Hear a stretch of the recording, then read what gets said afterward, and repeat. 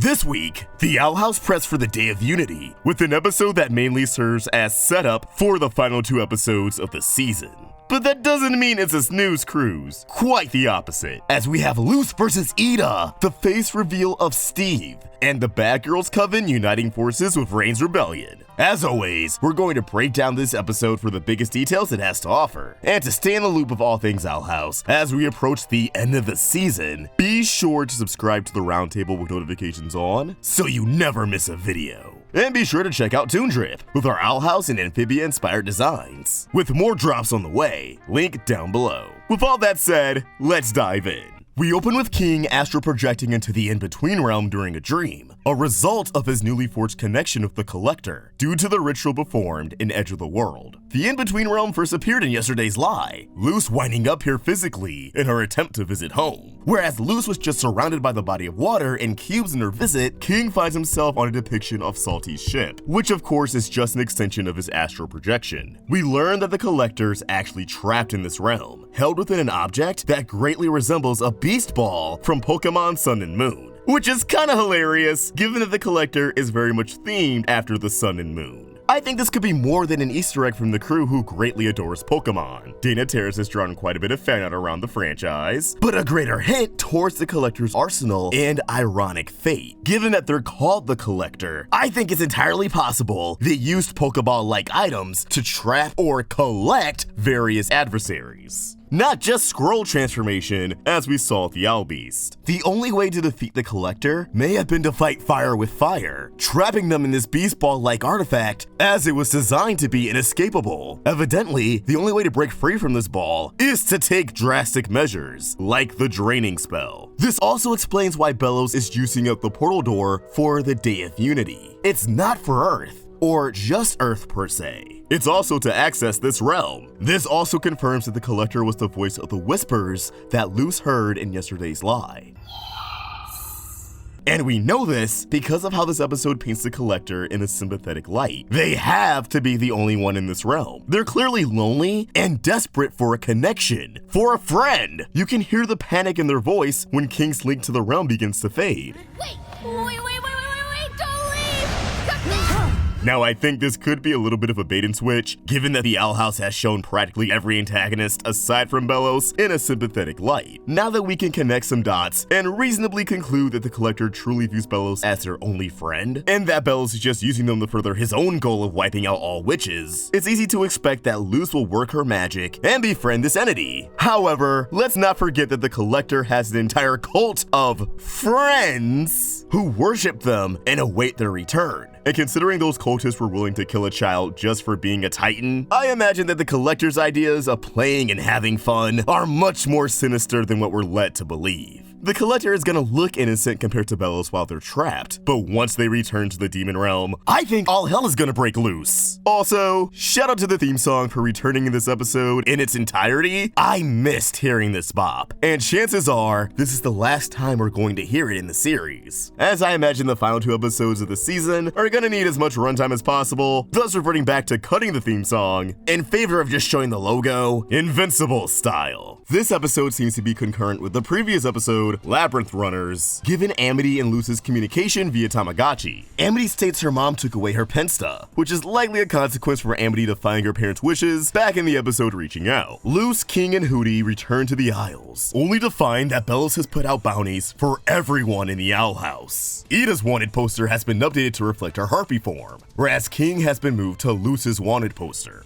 I also love how Luz is holding a glyph and ball of light, serving as a parallel to how Eda's first poster had her holding a fireball in her staff. I think Bellows and the Emperor's Coven may be under the impression that Lilith still has access to her magic, as she's illustrated sporting a fireball here, despite her magic being greatly weakened after splitting the curse with Eda. Her green lens glasses makes her look like Edward from Cowboy Bebop. And Hootie's wanted poster is terrifying. It's clear that the Emperor's Coven still fears him after he whooped their asses in Agony of a Witch. They're definitely relieved this time around when they saw they wouldn't have to tangle with him. Also, at one point in this episode, we see that there's another Hootie within Hootie's mouth, which is terrifying, and maybe a reference to Doro Hey Doro, a series that features a man living inside the mouth of another character. Yes, that's what I said. I also love how everyone has varying bounties, Luz being the lowest, while Eda's remains the highest. Very reminiscent of One Piece and the Straw Hat's varying bounties. Luz, King, and Hootie return to the raided, busted up owl house and discover that Eda and Lilith are hiding out at the knee. I love how once the kids arrive and Eda questions how they found them, she's a little passive aggressive towards Lilith for getting them involved with everything yet again, whereas Lilith views it as a safety measure. Not only does it continue to illustrate how Eda and Lilith have different approaches to protecting their loved ones, but it also hammers in how much Eda and Raine are alike, given that Raine is currently taking Eda's approach with Eda herself. Luz informs the Clawthorne sisters of the recent adventure and the revelation that King is a Titan. Information that initially leaves both of them jaw-dropped, but quickly evolves into two separate reactions entirely. Eda's of course even more worried about King due to his heritage making him a top target for Bellows and other adversaries, whereas Lilith begins regarding King as a god. Lilith definitely has some issues to work out that stems from the Clawthorne household dynamic when they were teenagers, with Eda being given more attention than Lilith ever received, because with both Bellows and now King, she seems to weigh a lot of her purpose into serving others, especially those of high status, hoping to receive validation from them in the process. We even saw a little bit of this when Luz was teaching Lilith and Eda, back at the start of the season. Because if the praise she gives is reciprocated from someone that's perceived as the best, she'll actually feel like somebody who's accomplished great things. The lack of affirmations from her parents has left her subconsciously seeking it out elsewhere, to this very day. All the while, King is going through his own turmoil as he comes to terms with his identity, being the last of his kind, and the twisted nature of living on one of his own, presumably his father. And we get to see how far King has come since the beginning of the season, after realizing he wasn't a king with a powerful army, but a baby who was recalling the sounds of his father's own leadership. He had a bit of an identity crisis, believing that finding his father would give him all the answers. Now he's figuring out who he really is, and it's not someone who wants to be worshipped 24/7. It's an arc you really wouldn't see coming at the beginning of the series, even if you did speculate that he was a Titan like I did, but it's one that is greatly appreciated. Before we continue, it's time for this week's Fan Spotlight.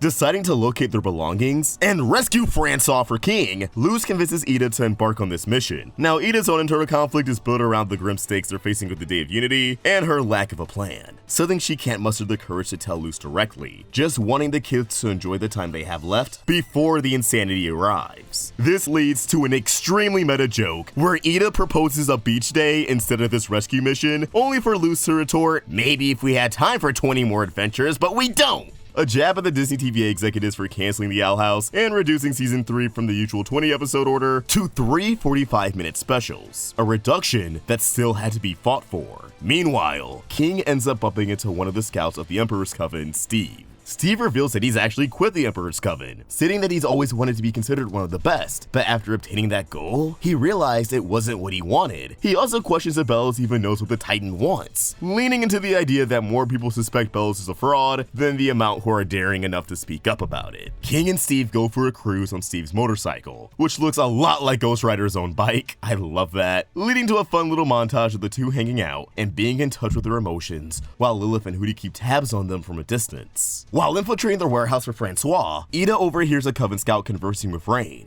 Once the opportunity arises to contact Raine directly, she goes for it and immediately puts Raine on the spot, calling out that Raine still clearly cares for Eda, given that they let Eda escape at the Coven Day parade. Eda also says that she knows about the draining spell, and begs Raine to help get Luz and King far away from the Isles when it happens. Before a startled Raine can even give an answer, Terra Snapdragon interrupts the conversation to pull Raine away. Luckily, Eda puts the mask back on before Terra can spot her, though she takes a roasting from the bitch witch in the process. Luz overhears Eda's plea and exclaims that she refuses to go anywhere until Belos is defeated, foolishly yelling this and causing a guard to overhear her. I get it, Luz is upset and impulsive. I just get annoyed at the writing cliche of, character yells and gets caught when they're supposed to be incognito. Tensions rise as Eda is set on handing Luz over to Raine to keep her safe, whereas Luz wants to finish the mission and return to King. This leads to Luz and Eda battling one another, something I never really thought we'd see in the show outside of training. And I love how you can feel the restraint in this fight on both ends. Obviously, Eda in her harpy form could take out Luz in seconds if she wasn't holding back, but here, she does her best to just disarm and subdue Luz, retracting Albert from her possession and making the best use of her heightened senses to locate and stop Luz. As for Luz, the only offensive spell she really uses is the Ice Glyph, which kicks off their brief battle. However, Luz holds back with this glyph as she makes sure the length of this ice stops right before Eda's face, intending to only startle her. Unlike when she hastily used this glyph against Belos in a similar fashion, but actually managed to pierce his mask. For the rest of this fight, Luz just uses a light glyph to stun Eda, an invisibility combo in an attempt to sneak off, and finally, another ice glyph in an attempt to slide past Eda. The two try to appease one another, but they're caught red-handed by the guards and imprisoned.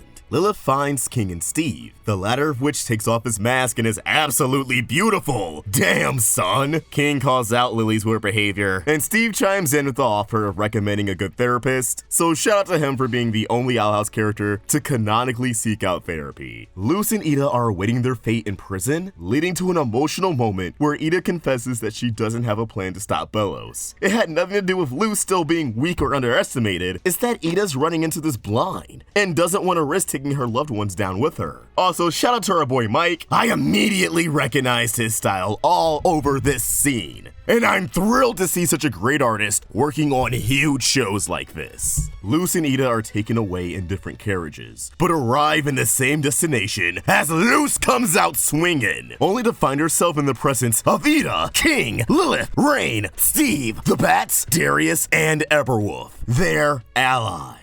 Luz finally meets Raine Whispers, who confirms that Darius and Eberwolf's attack in Eda's Requiem was Darius trying to have a convincing performance, masking his true intentions of protecting Raine and the Bats, as he already began to question the Day of Unity himself. This expanded rebellion is called the Covens Against the Throne, or the Cats for short, a name Darius very much opposes. With 2 days remaining before the Day of Unity, Eda proposes that it's time for Luz to carve her talisman, recovering the palistrom wood in a box labeled Eda's longest toenails. Great disguise, to be honest. So, Luz will finally get her talisman in the next episode. And with that, this episode comes to a close. As always, we want to know what you guys think. What are your thoughts? Are you happy that the Cats is finally together? Can Steve truly be trusted? Some food for thought. Let us know in the comments down below. And keep the conversation going by following us at OstricVox and at Roundtable Vids on Twitter and Instagram. Be sure to check out Toon Drip, and if you enjoyed this video, please sure to like and subscribe to the Roundtable to stay in the loop of all things Owl House. Thank you for watching, and I hope you have an amazing day. Peace!